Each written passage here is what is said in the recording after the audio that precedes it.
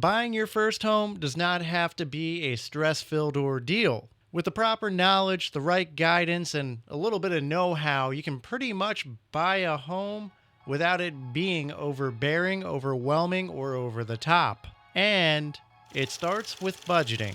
Before you speak to a real estate agent, before you speak to a lender, before you speak to anybody, sit down, go over your bank statements, and put together a budget. This budget's going to include gas, food, electric bills, current rent, and everything else that you could possibly imagine. Then what you're going to do is take that rent and shove it into a different section and look at everything else. Trim off the fat that you possibly can, while also understanding that some things are always going to be there. Now that you have rent over here and all the other necessities over here, we can realistically take a look at this number to figure out exactly how much it can go up or how much it needs to come down. Now at this point in time, if you do not have anything tucked away for a down payment or closing costs, you're going to want to start to do that first before you start taking the next steps. Go ahead, save this video to watch later.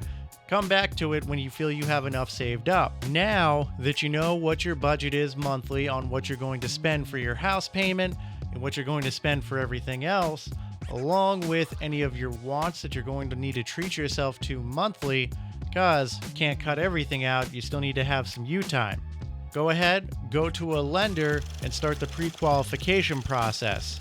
Do not do everything verbally. Be sure that you are sending them documents so they are sure beyond the shadow of a doubt exactly what you qualify for. So now we know what our monthly budget is for your monthly payment, and we also know what the bank has approved you up to. One of the things you do not want to do is max out your pre-approval when it comes to buying your home. What I mean by that is if you're pre-approved for $350,000, do not go after homes that are $350,000.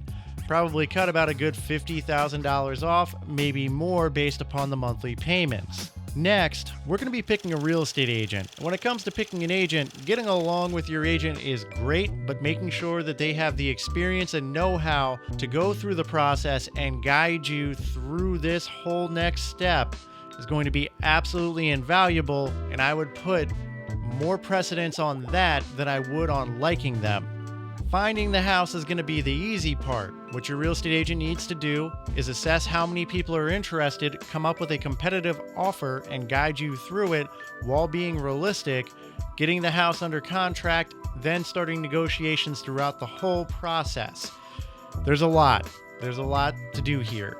And even more so, there's going to be a lot of connections needed from your real estate agent throughout the industry in order to ensure that everything you need while going through this is met. Interview your agent. Ask them questions about how they've helped their clients in the past, when they've really come through, and when their clients really needed it. So now we have your pre-qualification / approval, and we know beyond the shadow of a doubt what you're qualified to pay for.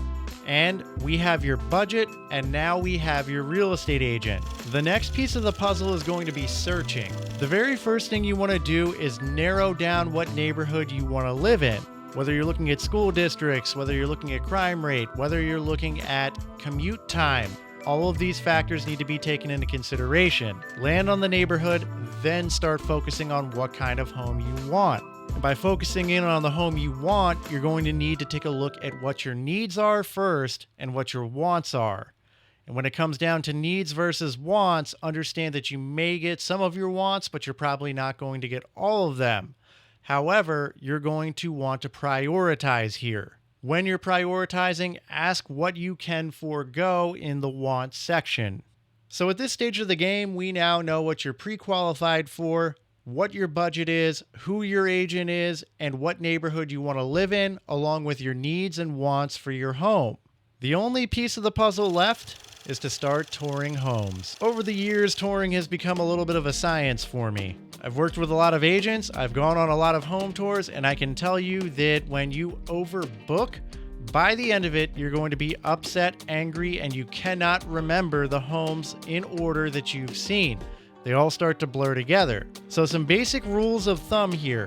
When you're going, only look at 3 to 4 homes a day. Otherwise, they will blend together, like I said earlier, You're going to start forgetting which home is which, and then you can't put a mental image to the homes. Next up is going to be to pack snacks. Whether you're bringing some bars or a lunchbox, whatever it is, in between seeing these homes, you are going to want to eat at least a little bit. And also understand that whatever time you have budgeted out for homes, sometimes it's going to be shorter and sometimes it's going to be longer. I've had clients walk into homes that they thought they were absolutely going to love.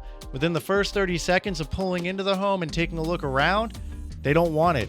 They already know beyond the shadow of a doubt that they are not moving into this home. So all of a sudden, the 30 minutes that we had allocated towards this home is no longer there, and we're moving on to the next home. But in other cases, I have clients that take a look at a home, wind up spending 45 minutes on a home because they absolutely love what they're looking at.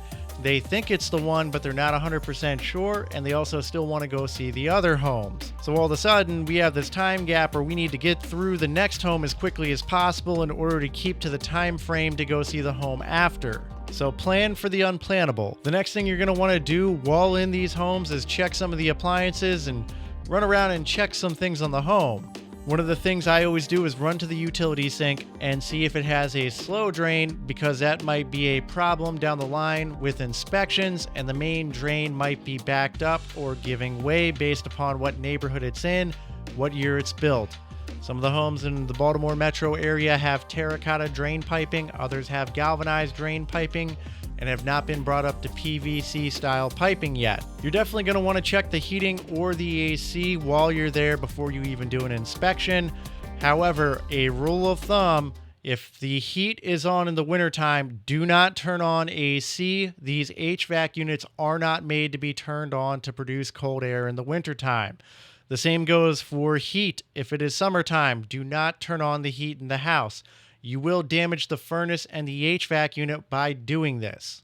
All right, so we've toured the homes. We're good to go. We know that this is beyond the shadow of a doubt the home that we want to put an offer in on. The very first thing your agent should be doing, are there other offers on the property already in hand? Are there any anticipated offers in hand? What kind of interest does the property have? The moment we have these questions answered, we're going to understand whether or not we're going to be in a bidding war or if we have leverage. Understand that at the time of filming this video in September of 2023, we are still in a seller's market even with interest rates sky high.